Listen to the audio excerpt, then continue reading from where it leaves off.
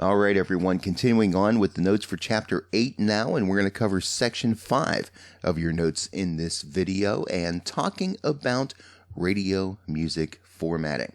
Programmers have two main choices about how to fill their airtime. The one thing that they can do is they can try to outdo its competition and pick a format that another station in the market is doing and try to do it better and woo listeners away from the other station to listen to theirs. Here in Raleigh, a great example of this would be in country music. B93.9, owned by iHeartRadio, and 94.7 QDR, which is owned by Curtis Media. They both play country music. Now, their approach to doing country music is going to be different. The music itself, there's going to be some minor differences, perhaps, as to what songs they think are popular or what songs they think their listeners are going to like. So you might hear differences in the musical selection itself. But more so, they're going to focus on things like the different announcers that they use and the way that they present those announcers on the air. The way that they do different elements of things like how they identify themselves, the sweepers, the liners, the promos, all that sort of thing. How tight the sound is.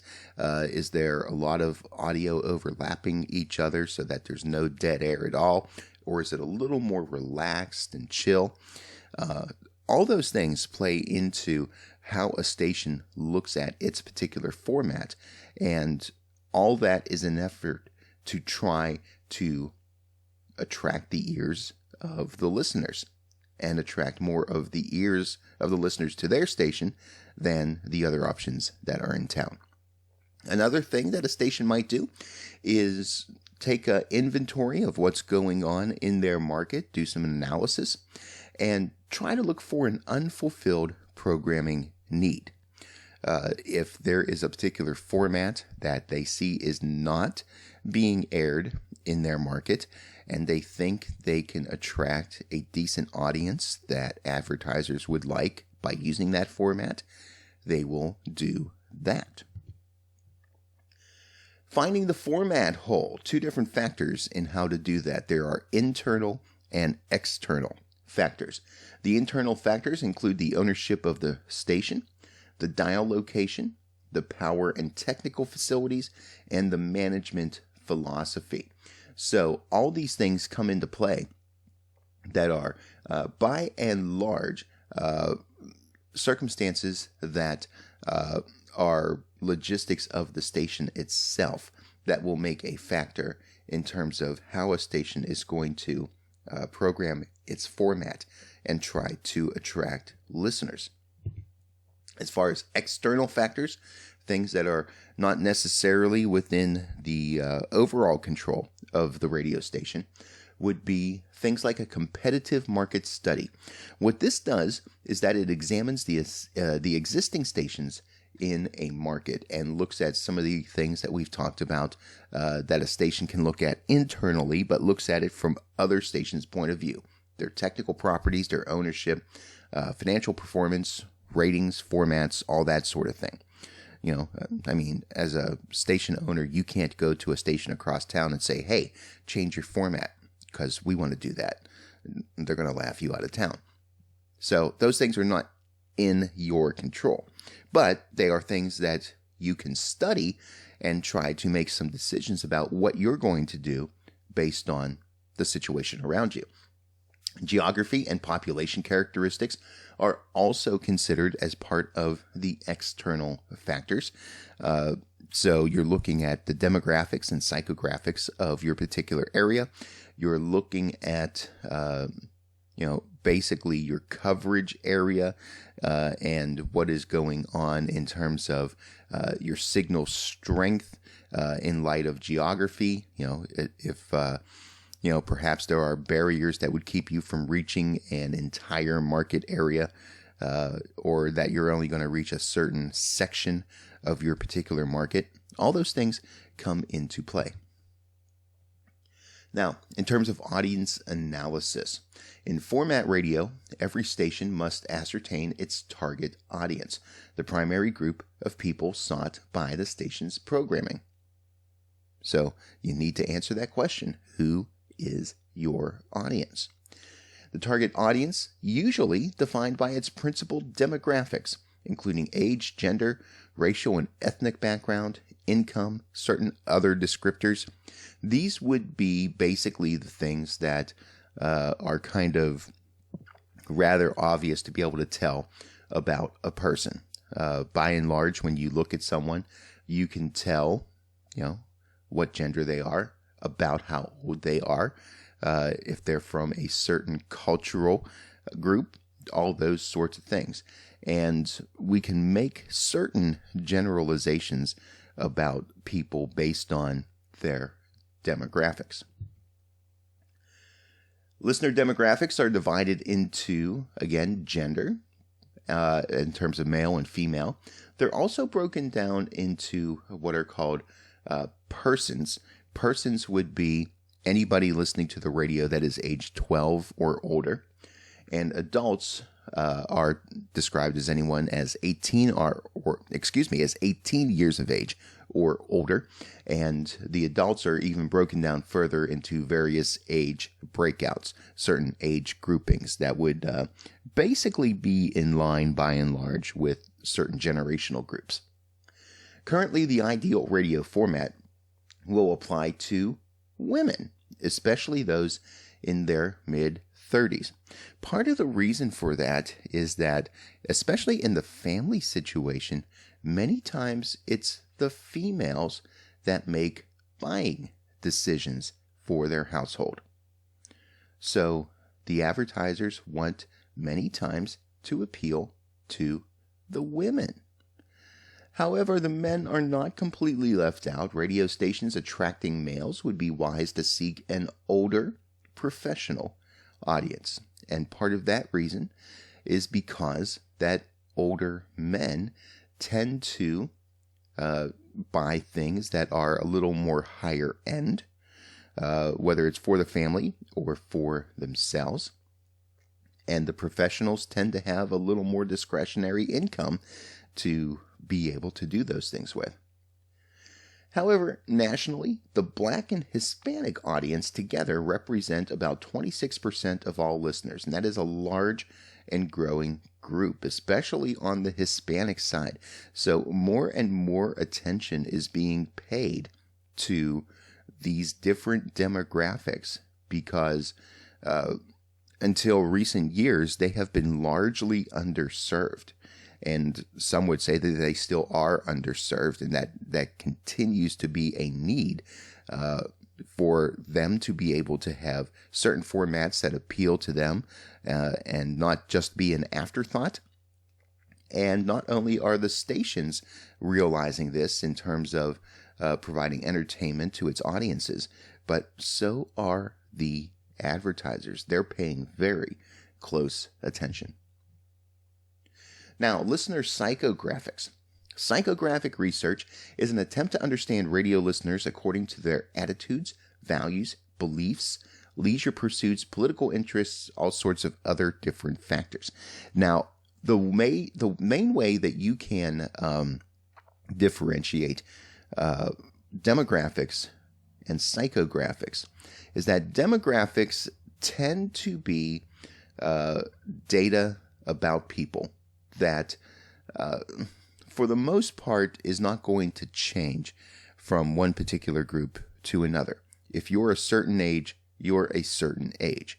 If you're a certain gender, you're a certain gender. If you're a certain race, you're a certain race. And, those are kind of hard and fast sort of things.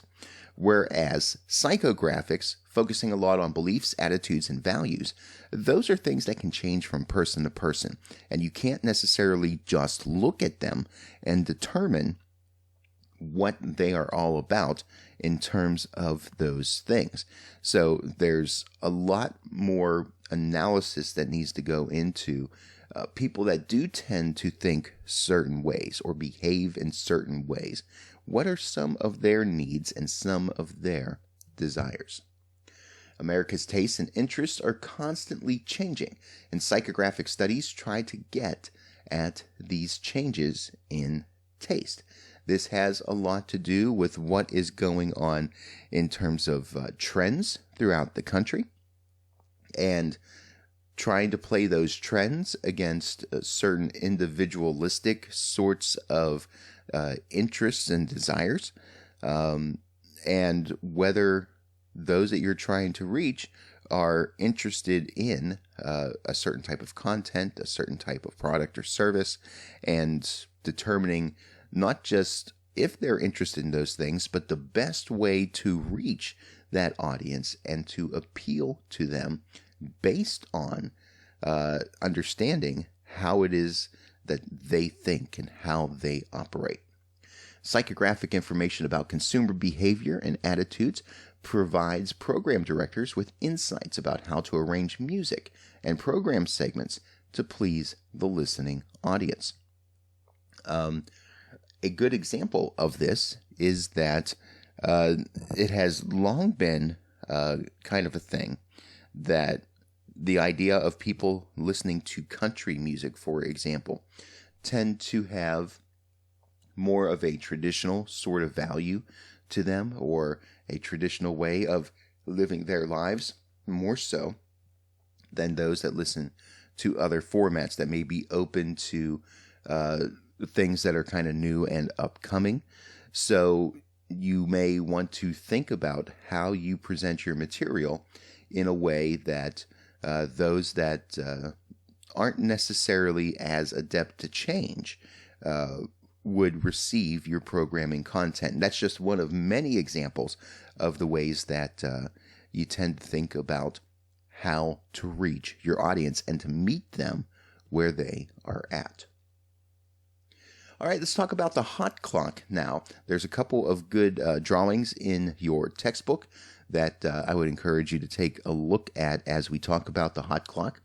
The next step in radio music programming involves the implementation of the schedule, and this is the planning and execution of the station's sound.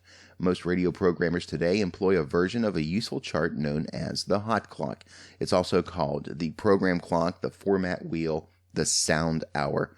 But basically, all these different names are referring to the same thing, which is, by example, the drawings in your textbook. It's basically a big circle with different things that are listed within various points of the hour. Each element of the station's on-air sound is scheduled at its precise interval in the program hour. Now, basically what that means is that you take a look at the clock and you're going to say that, okay, so we have the legal ID that's going to air at the top of the hour. That's an FCC requirement. Then what do you do right after you do the legal ID? Some stations do a newscast. Some stations go right back into music. Whatever it is, that's programmed into the hot clock. When do you air advertisements? At what point in the hour? Those are scheduled at certain times. They don't just air them at random. Those are planned within the hot clock. How many songs do you air before you allow the jock to come on and talk? That is programmed as well. So the hot clock performs two main functions. First, it enables programmers to get a visual image of an otherwise invisible concept. It gives them a way to take a look at their sound. It also enables programmers to compare their programming proposals with the competition. So it's possible for programmers to listen to the competition and try to figure out what sort of clock they are using. They can tune into their competition and list the different elements and the times that they air and try to determine what sort of approach they are taking to their broadcast hour, and maybe make some decisions based on that, on how they are going to do their own hour. Now, radio is broken down into day parts. We're going to talk about some of those major day parts here. including morning drive being the big one, 6 a.m. to 10 a.m. In most radio markets, this is prime time. This is where radio managers in the major markets commit their greatest programming resources. Stations go to great expense and effort to have the top-rated morning shows, and that is because we've determined that most people, when they listen to the radio, most of them are listening during these hours, 6 a.m. to 10 a.m. Why? Well, because many people will have the radio on at home while they're waking up and getting themselves ready for the day. It's very easy to listen to the radio while you're, making your breakfast or putting your clothes on or whatever it is that you're doing. And people have the radio on when they're commuting to work. So it becomes this companion for them to help them to get started on their day. Even music stations during morning drive will generally dedicate a certain amount of time to providing various types of information, catching up on news headlines, giving weather and traffic updates, and that sort of thing, to help listeners also kind of think about how they're going to prepare for the day. So the radio becomes pretty integral into the lives of many people during their first few waking hours. Evening drive, also called afternoon drive, between 3 p.m. and 7 p.m. would be the second most popular time that people are listening to the radio. The audience for evening drive, though, is about 2/3 the size of that for morning drive, because the way that our society works, not everybody clocks out at 5 p.m. and goes home. We have staggered ending times, and even if that weren't the case, a lot of people don't necessarily go straight back home when they're done with work. Maybe they're out running around, catching dinner, doing some errands, whatever the case may be. And then once they do get home, many times the choice for people is not so much the radio, but television for their entertainment. So the audience is a little smaller, but it's still a vitally important time for radio. Ratings books can help programmers develop the optimal hot clock for the drive time periods, because the book will show listener trends, including information about the time spent listening, or the TSL. That is a metric that radio stations use to help them to be able to see how long they're holding on to their audience. They're also looking at the time spent commuting in the specific market. There's data that is out from various transportation sources about how long people are stuck in traffic, how long they're commuting, especially where a lot of people will commute to their jobs from another community in the area. So all that stuff helps to be able to determine how people engage with radio.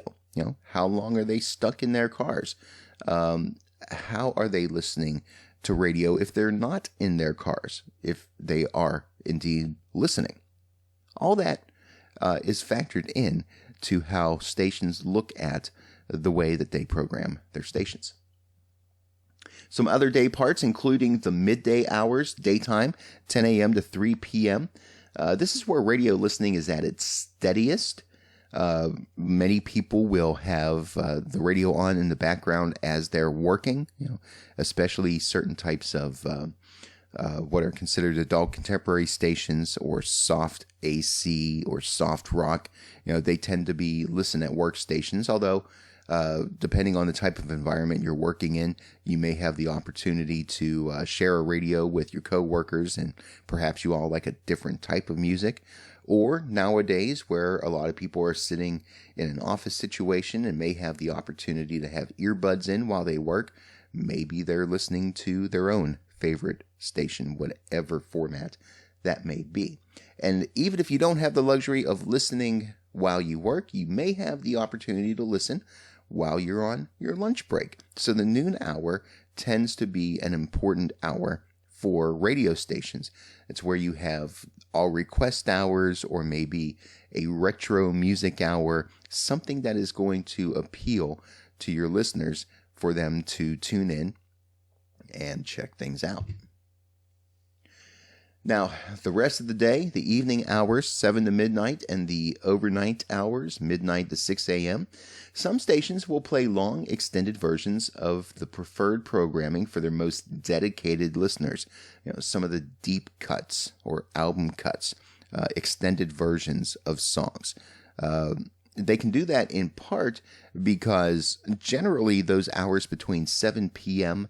and 6 a.m., not a lot of advertisers are interested in buying airtime on those stations compared to the daylight hours between 6 in the morning and 7 in the evening. So many stations will choose, instead of just filling commercial time with bonus runs of commercial clients or public service announcements and that sort of thing, they'll reduce the number of commercials played in an hour during those hours and provide more content and provide a little different type of content.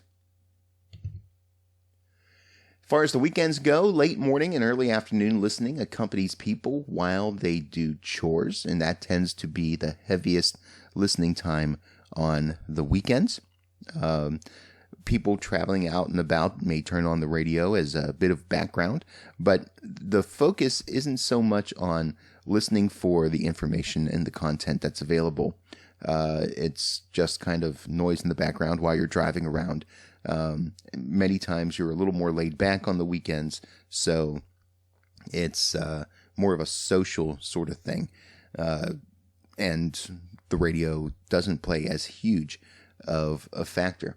Now, this is not true for all stations. Certain formats will have higher listening on the weekends because of different types of content. Sports stations, for example, or stations that air various sporting events will get tuned in a little bit more. On Sundays, those that subscribe to a faith system may be tuning into the radio for a certain religious broadcast. So there are some folks listening to radio on the weekends just for very different purposes. All right, so now how do we fill our broadcast hour? Let's take a look at a few things here. There's three main types of information depicted in the hot clock. There's going to be commercial and promotional material. There's going to be music or the actual programming content itself, and various news talk segments, which in this case, when we're talking about news talk, we're not necessarily talking about news talk as a format. We could be talking about a news update. By talk, we could be talking about announcers coming on and giving information to listeners and that sort of thing. So you have the commercials, you have the music, and then you have basically the other elements that are not commercials and music. The number and location of the commercial positions normally are set first by the general manager in consultation with the sales and program managers. Remember, radio is a business, and they want those advertisements to get out on the air. So the general manager is going to say, we need to have so many minutes of commercials per hour in order to satisfy our clients, our customers' needs for advertising. And the program director is going to have a little bit of input on that, giving advice about how much content needs to be on the air in order to keep listeners tuned in. So there is going to be some give and take there as to how they come up with how many commercials they're going to air per hour. And then once they determine that, the program director will start shaping the clock in terms of how those commercials are going to be broken up and how the rest of the programming is going to be integrated in. In addition, to scheduling commercial matter, stations will also use the format wheel to schedule their promotional announcements, contests, giveaways. Really, again, everything that you hear on the station can be put into and integrated into a hot clock.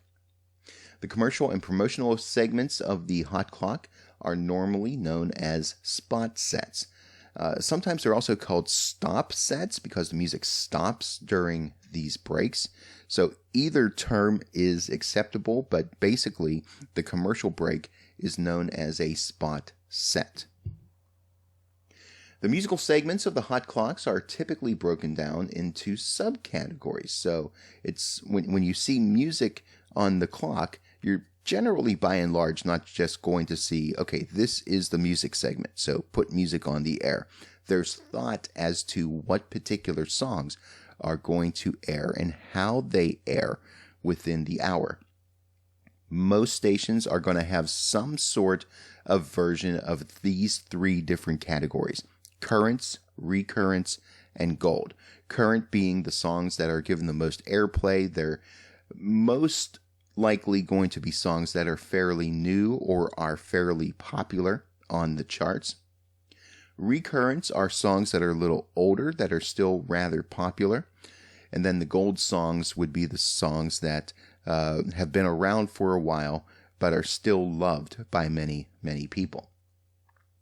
Sometimes programmers use keywords to denote the various song categories, such as power cuts or prime cuts, that would talk about various popular current songs, the ones that they want to have even a heavier rotation of on the air. They're also going to have what they would consider some of the more obscure oldies, such as this, and they would call that either the stash or the closet classics. Things that you want to pull out every once in a while for a taste of nostalgia and basically an appeal for things of the past. Also, image cuts for songs that seem to match the format perfectly. You know, if you think about the country music format or the urban music format or the rock format, what are the first songs that come to your mind? Those would be the image cuts.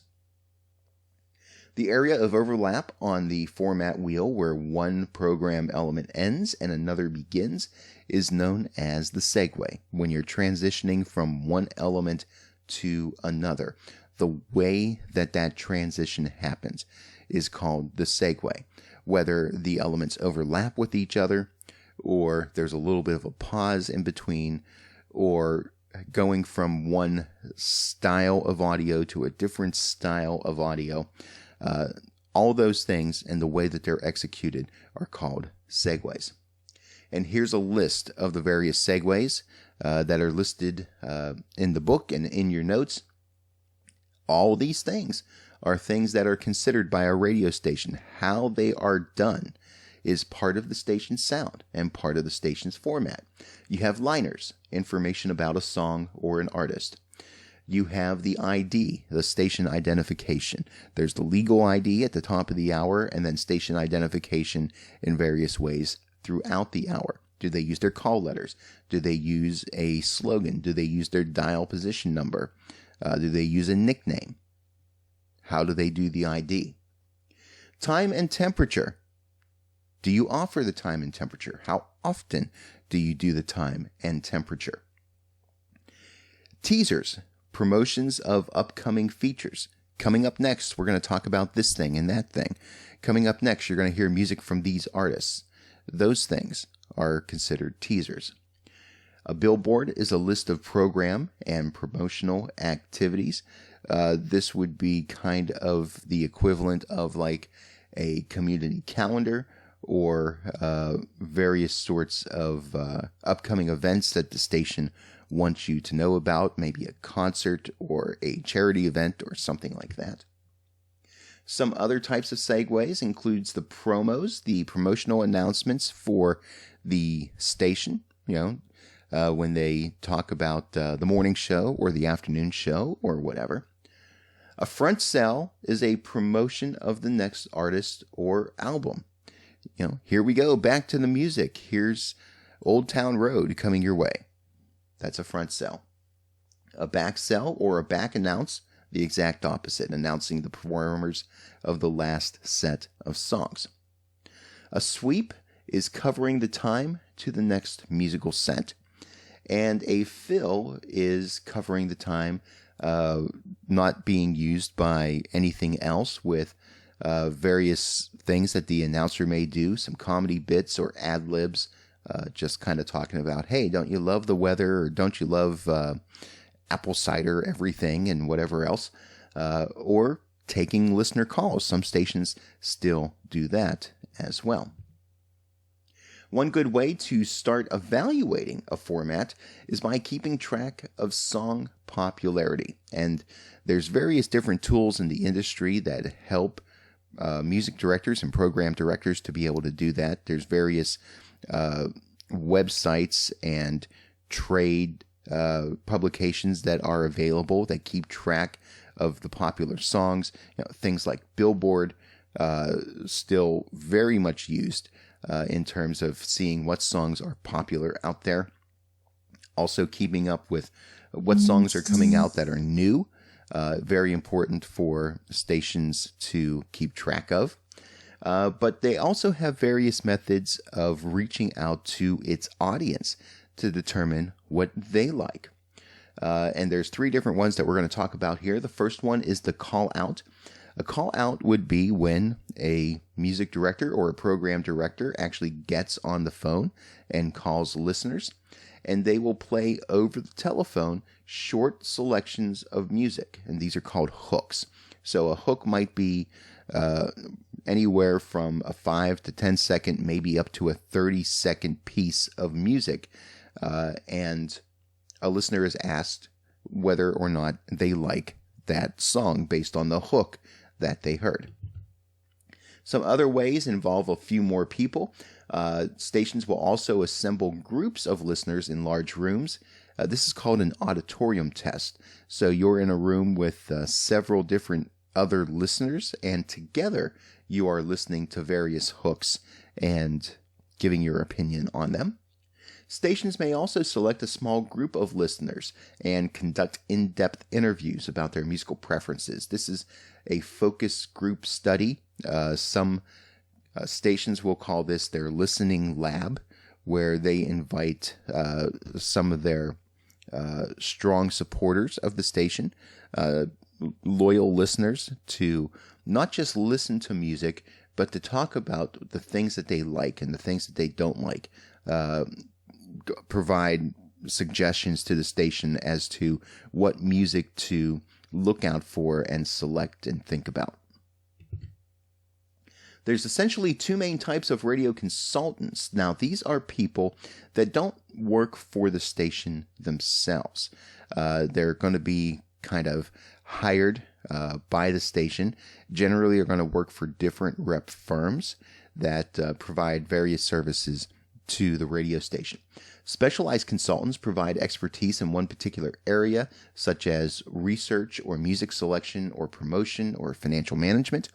And those people are commissioned to basically provide insight in those particular areas from a industry as a whole point of view. And full service consultants provide soup to nuts services, one-stop shopping for how to decorate the radio station to how to deal with crank phone callers. So almost kind of like a counselor, if you will, to bring in different input and feedback on how they should manage themselves. Fine-tuning the format. Minor changes involve substitutions in the musical mix, reformatting the various time periods, moving personalities around throughout the day. These are things that a station may do if they're trying to improve the overall sound of the station and try to work with what they have. Major adjustments might include replacing air personalities or developing new promotional campaigns. It might consider a call letter change or a nickname change. And they could even fire people and try to bring other people in. These are things that happen on a pretty regular basis in the industry. If a station is not performing as well as the executives or the owners would like, they are not afraid to make the changes that they feel that they need to change. The most drastic change would be to abandon the format altogether and to try a new type of music targeted to a different audience demographic. So they might abandon the format altogether, try something brand new, and see what kind of buzz they can make with bringing this new flavor of programming into the area. And these are all done as calculated risks, I should say, to try to better their overall situation, to bring more listeners in, and again, in the case of commercial stations, ultimately to bring in more advertisers and more advertising revenue. All right, so that is talking about formats of radio stations. We're going to finish up the notes with part C of Chapter 8, so hope you will join me over there.